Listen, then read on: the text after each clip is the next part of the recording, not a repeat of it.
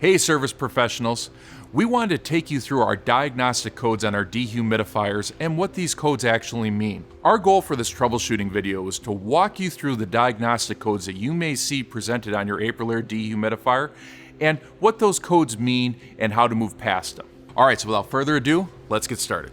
Let's take a look at Diagnostic Code E1, which refers to an internal humidity or temperature sensor open or shorted. All right, so let's dive in on this E1 diagnostic code. Now, essentially what this means is that we've got a problem with our user interface, so we're gonna have to change it out. Now, it's really simple to do this. Turn off the power to the dehumidifier using the power switch. Next, all we have to do is remove the filter access door. Then we're gonna remove the filter. This gives us the ability to pull the user interface through the filter access door. Once this is completed, we remove the 4 screws that are holding the interface in place.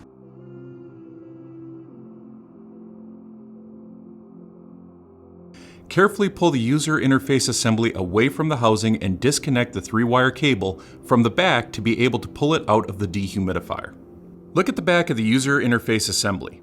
If it has a small circuit board screwed to the back of it instead of an integrated sensor, just replace that RH sensor board.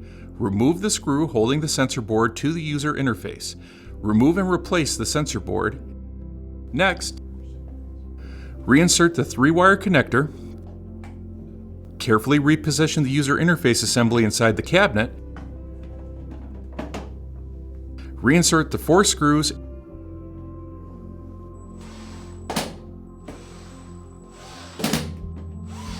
Put the filter back in.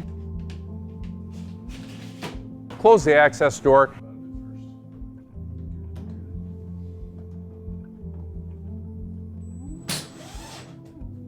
Turn power back on to the dehumidifier. And your dehumidifier is ready to operate.